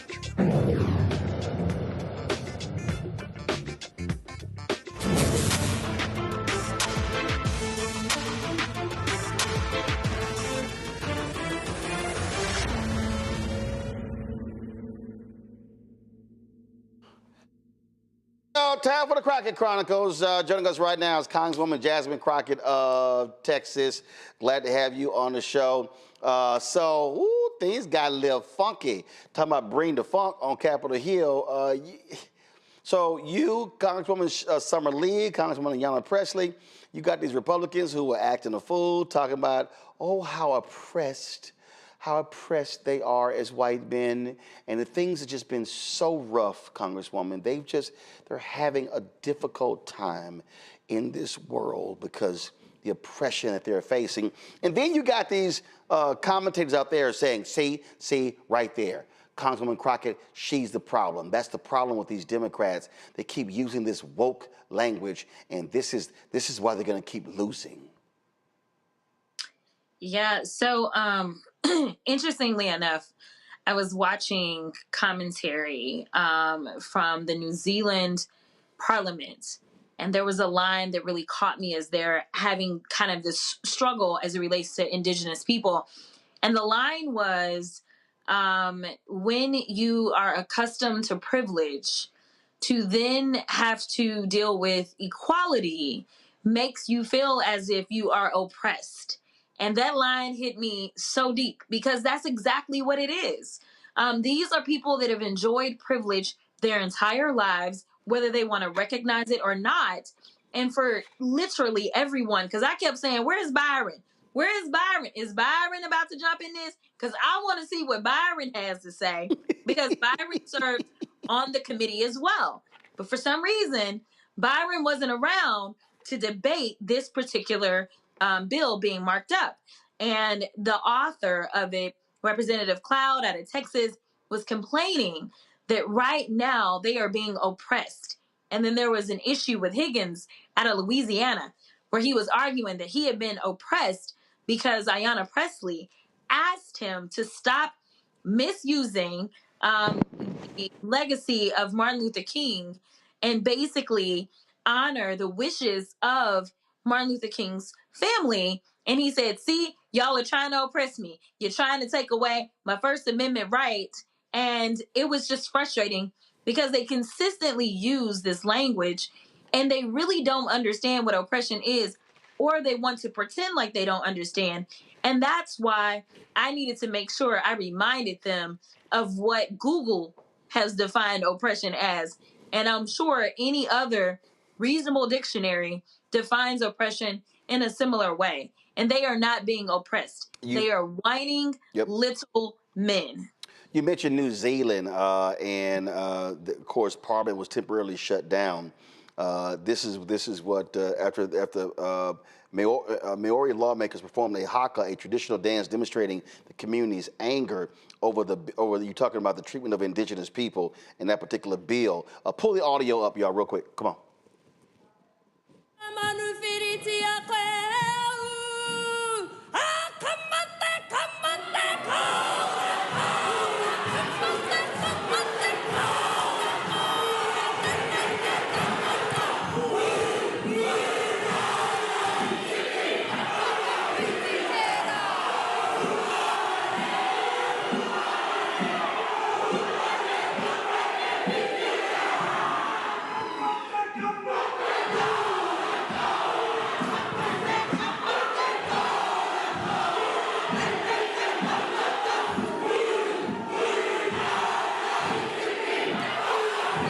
Come on, I wish y'all break out in the haka on the floor of the House.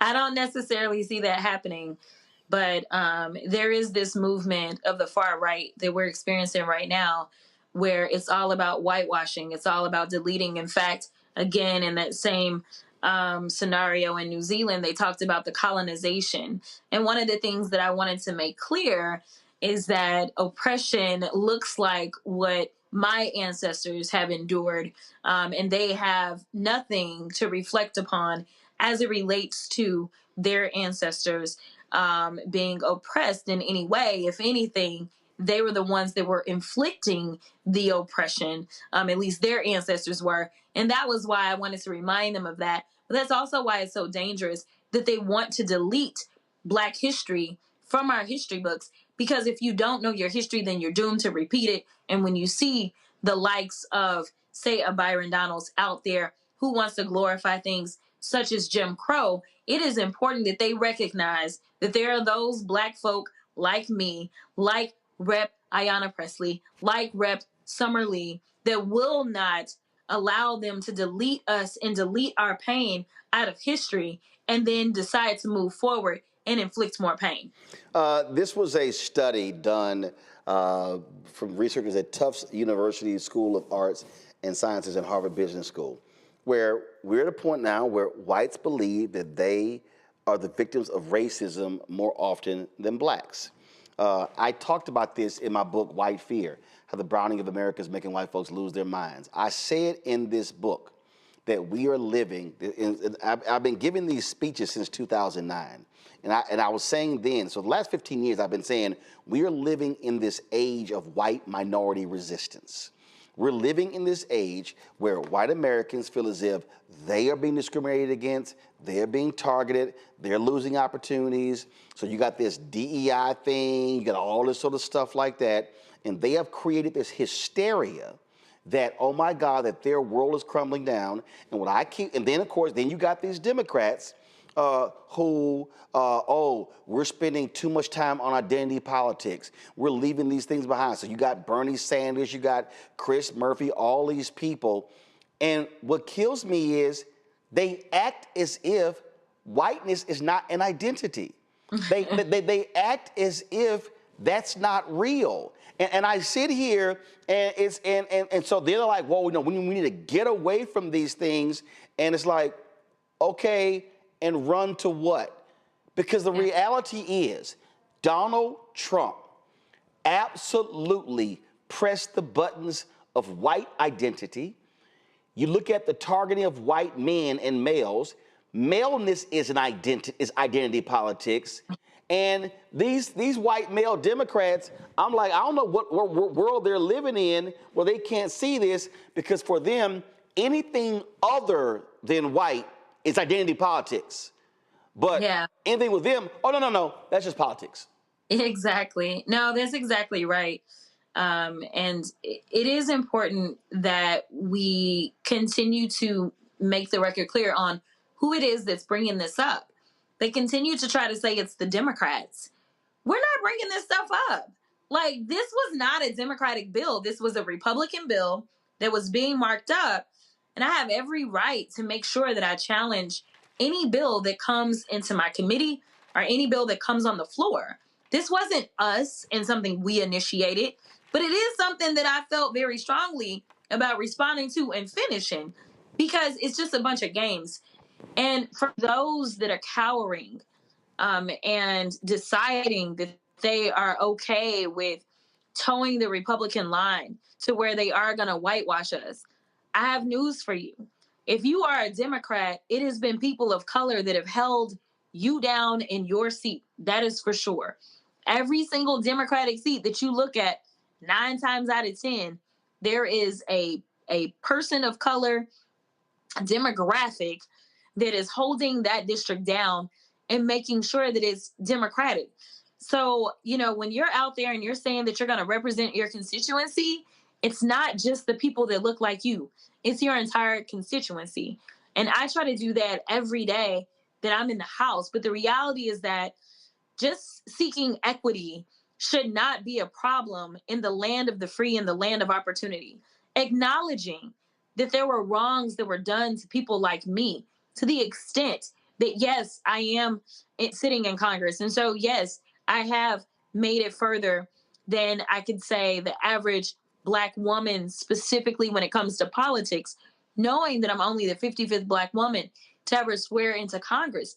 But that doesn't mean that there aren't obstacles that exist because of the kind of built-in systemic issues that we have.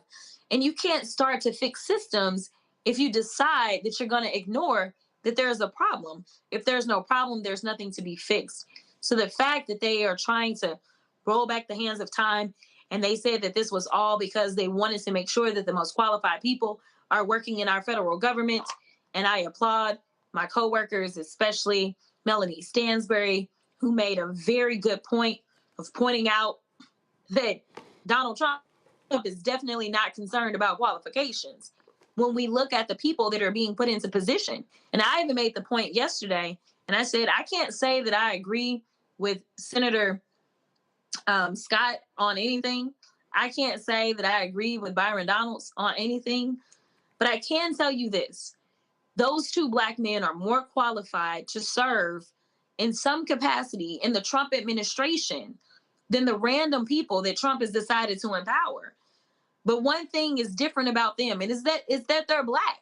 And that is what diversity, equity, and inclusion seeks to get rid of, is this idea that if it's white, then it's always right. But to absolutely say, we will at least give a look to somebody who is different.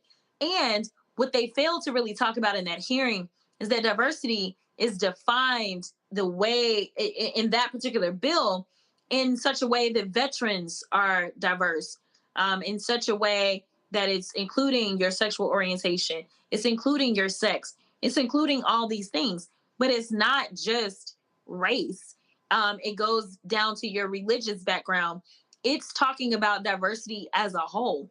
And they didn't want to talk about that. So there actually potentially will be a negative impact specifically on our veterans, because a lot of our agencies look at your service as a veteran, and they look at that, and that helps you out when it comes time to earn a position in the federal government.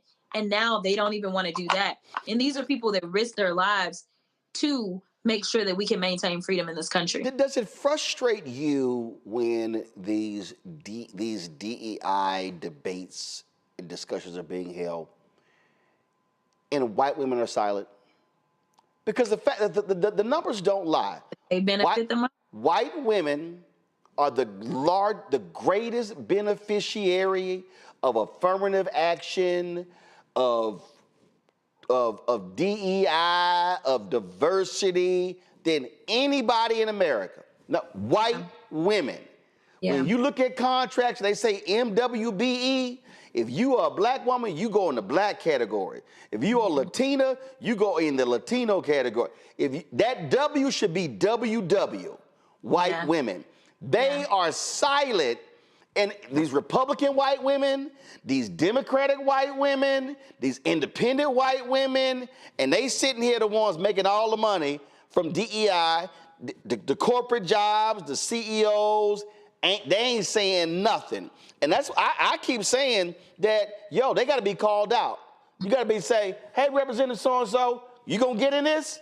Hey, Representative so-and-so, you know white women who have city, county, state, federal contracts.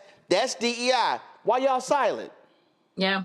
No, you're absolutely right. I didn't have enough time, but that was one of the points that I was going to make, is that white women are the greatest beneficiaries of DEI. And so when you're talking about DEI hires, they always try to use it as a slur against Black folk, to be perfectly honest.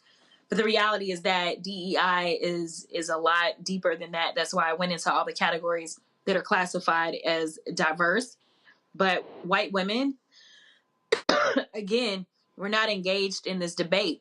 This debate, everything that I can remember, and I haven't played it back, it was nothing but the white men on the Republican side that were arguing for this. Now, they all voted for it, for sure, but they did not get engaged in the debate whatsoever on their side of the aisle. Everyone of all backgrounds was engaged in this fight as it relates to the Democrats.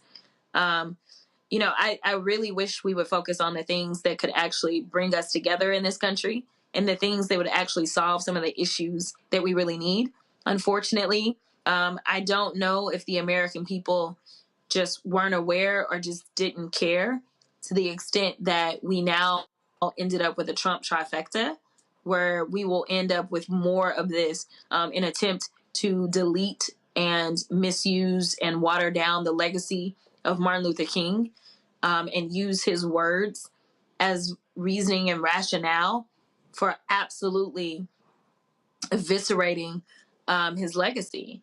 That's what we're dealing with right now, is a bunch of folk that were supported by white supremacists, that have a white supremacist agenda, whether we're talking about the actions that they will bring forth in Project 2025 that we constantly try to warn people about, that people said, well, he said he ain't got nothing to do with that. As of now, I think at least 2 of his nominees were authors of Project 2025. So, I don't know why people ignored us or didn't want to believe us or what the case was, but it's time to buckle up. So I'd love to get your perspective on this here, because this has sort of been getting on my damn nerves.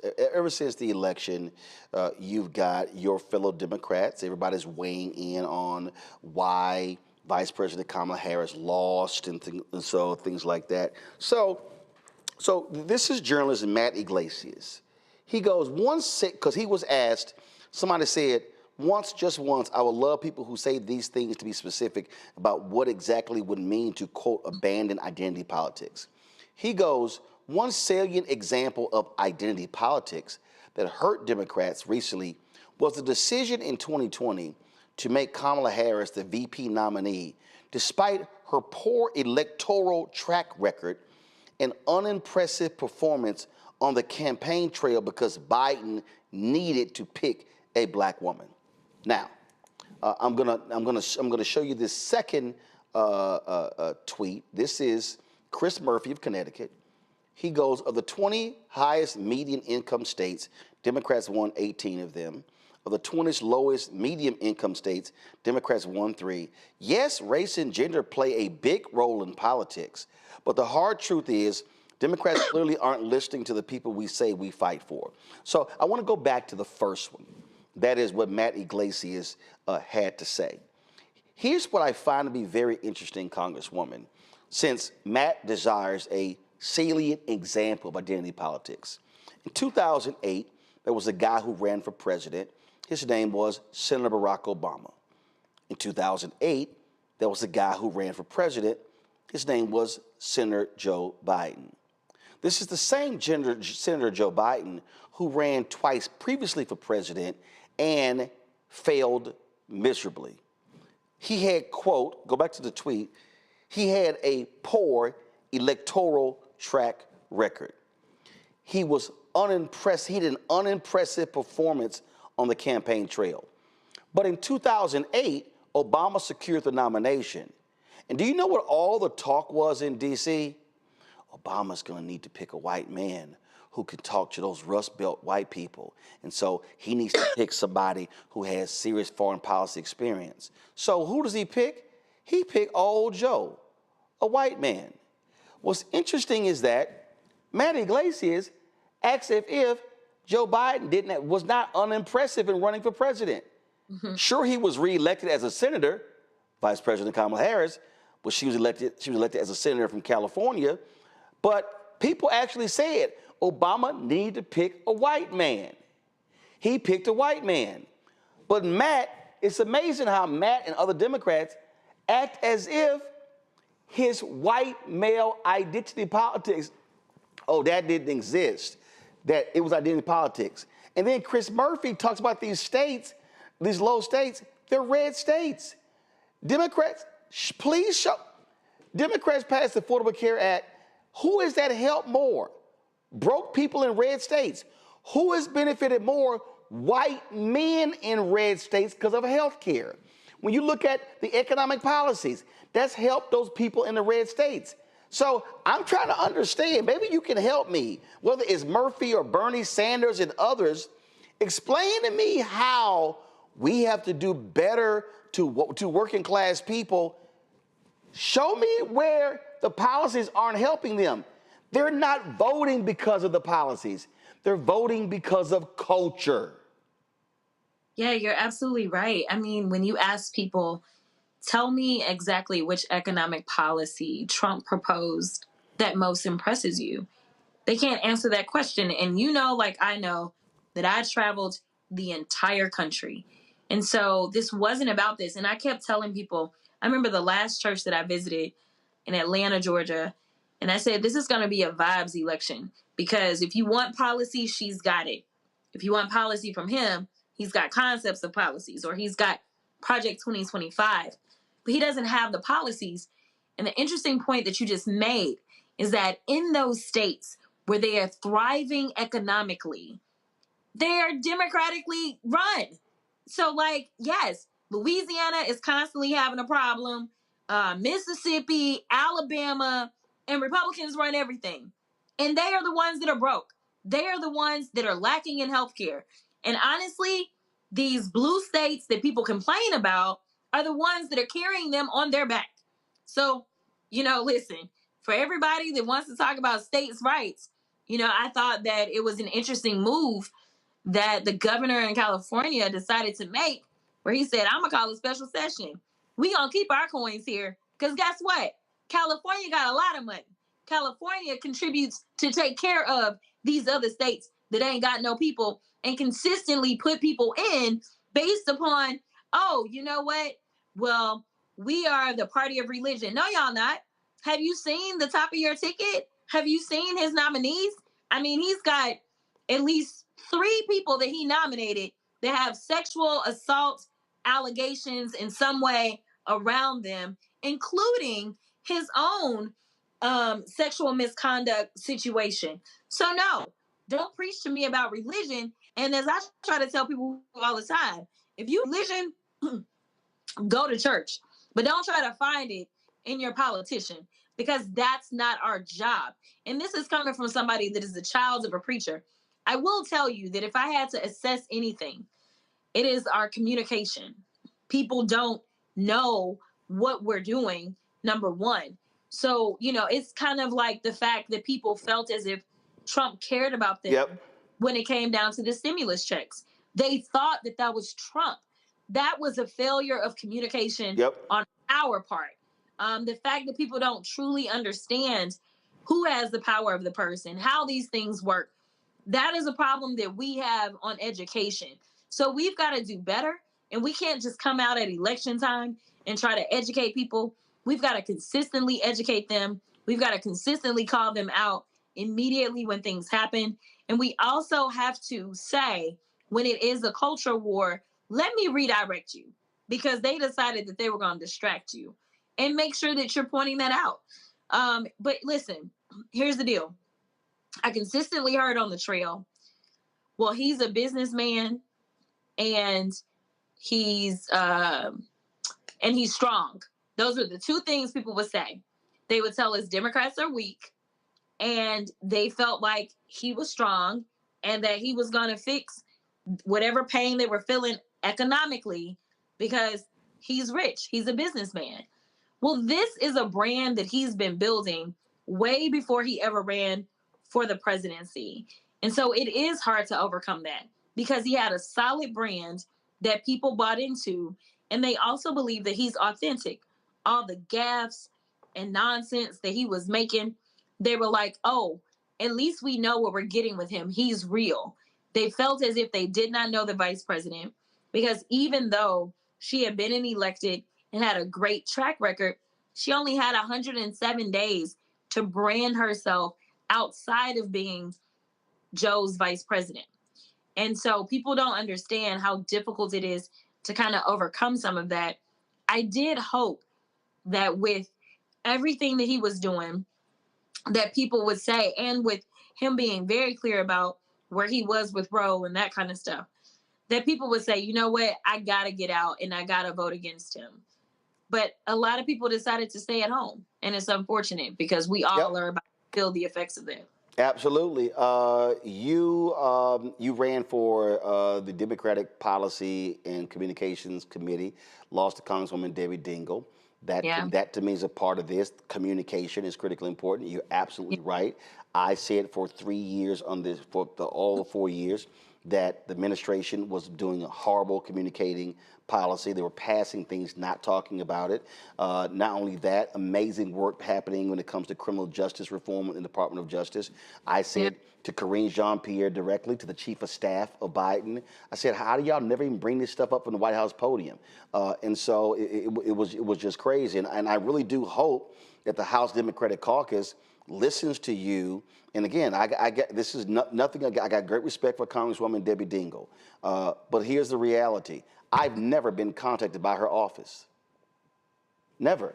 My whole deal is, if you're trying to communicate, stop only talking to MSNBC. You got to be everywhere. You got to be on cable news. You got to be on digital shows. You got to be on podcasts. You have to be in a constant messaging mode. And I said to the campaign, I said January to July should be education, information, education stage, enlightenment stage, informative stage, because folk don't know what you did. And you can't wait to the last minute and think a 30-second commercial actually going to do it. Real quick, questions from panel. I need short questions from each panelist. Kelly, you go first. Sure. So we can talk about policy all day, right? And I've seen you on panels. I saw you at CBC. I saw you at Urban League and the like. And I absolutely adore you. Like, I watch all your clips and all those things. So this is my favorite. Question, Kelly. For a second. I got to get to that question, Kelly. I know. Real quick. As far as even with Roland's shirt, it said, I already did my job, get somebody else to do it. That kind of vein of thinking. As a Black woman in this political space, how are you encouraging yourself to keep going? And what do you recommend for Black women such as myself who, frankly, we're tired? I feel like we did our job. What else you got for us? Get somebody else to do it. How do you encourage that line of thinking as well? Yeah, so, Roland started this off by talking about the fact that I did run for DPCC chair. And this was really to stretch my caucus because the times are different. A lot of my colleagues said, they had committed to Debbie 2 months ago. 2 months ago, as I explained in my speech, because I took all the time to really talk about what I was doing, I was actually traversing the country and trying to do everything that I could to make sure I could save democracy. I had raised over $4 million for this caucus. The raised goal as freshman leadership representative was $500,000, so I raised 8 times as much money as required. I made sure I gave out close to $400,000 or more to frontliners or red to bluers, either directly for myself or I raised for them, and I gave the caucus approximately $200,000 myself. So I was not sleeping. I was working. I was not seeking a position. And I think that we do get into this rut sometimes, specifically within kind of the party structure, where it's like, well, let's just kind of keep doing what we've been doing versus kind of challenging ourselves to kind of think a little differently. I also did not know, going more so to your point, how much I really was willing to do. I needed to take some time after the election and reflect. And the vice president called me about 2 or 3 days after the election. And she did what she always does. As difficult as it was for me to get out of bed, she was the one that reminded me of why I do this work. I don't do this work for me. I do it for the people that I serve. And so while I think that it is important that Black women take our rest, we rejuvenate, and we decide how we want to move forward, I think that at the end of the day, we have been so loyal because we know that the stakes are just too high. We know that we want better for our families, and this is what it looks like. It looks like us doing the heavy lifting. But I definitely believe that we've got to take our rest. But when I look for inspiration, I think about the college girls that were texting me, DMing me, saying how much they look up to me, the itty-bitty girls that for whatever reason know my name and show up in the Capitol. And I think it's never been about me. It's been about the future generations and really wanting more for them. But it's important that we get our rest and we decide how we want to move going forward. And I think it is going to be important that we harness our power collectively and make demands and say, if you want us to work for you, these are the things that we're going to need in return, because we will have to have some assurances before we go out and break our backs again. Matt? Yeah, so Congresswoman, you're incredible. It's amazing to see the work you've done. My question for you is, what is the most pressing legislative issue for you at the start of the new Congress? What are you hitting the ground running on legislatively? If I'm being real with you, I don't anticipate we're going to have too many legislative wins coming out of a Trump trifecta. I mean, we know that this has been the most unproductive Congress in the history of the Congress, and they only had one lever of control. It looks like the majority that the Republicans will have in the upcoming Congress is going to be even slimmer. So we're really going to be on defense. The things that we really need to get done are things such as the Farm Bill, because we're now 2 years behind. But I don't anticipate anything good for us. So at least I know SNAP benefits are safe so long as a Farm Bill has not gone through. But we definitely need to make sure that we're supporting our farmers so that they can hold on to their farms, so that we are not importing all of our food. That is a really big issue for me, considering that we have so many in this country that are already food insecure. Other than that, we're going to have, a few of our yearly must-pass things. I am concerned about whether or not the government will shut down, because we know the last time that the government shut down, it was when Trump had the presidency. That will be devastating for us if he does shut us down. So for the most part, it's just a matter of playing defense. Obviously, if we were looking at Democrats being in control, repro would be at the top of the list. Voting rights would be at the top of the list. Criminal justice reform would be at the top of the list. I am hoping that in the lame duck, there's a letter that we're about to send to the president requesting that anyone who is currently incarcerated under the 18-to-1 disparity as it relates to crack cocaine, hoping that the president will commute those sentences so that those that are still sitting there under those disparities, that they can be recalculated to the 1-to-1. That is something that this AG, as it relates to his prosecutions, it was always 1-for-1. So we're hoping that we can do that and get some folk out of prison that have been sitting way too long, and reduce the sentences of others. We know the numbers. We worked with the Sentencing Commission to get the numbers. We know how many how many people would actually come home. So we are about to push it out, and we hope to get the support of the president. I did have an opportunity to sit down with the Attorney General sometime before the election to talk about this being something that I really wanted to push for in the lame duck. So that's really kind of like my one big Hail Mary that I'm trying to make sure we can throw. But that's obviously before January. Come January, it's just going to be defense. Michael.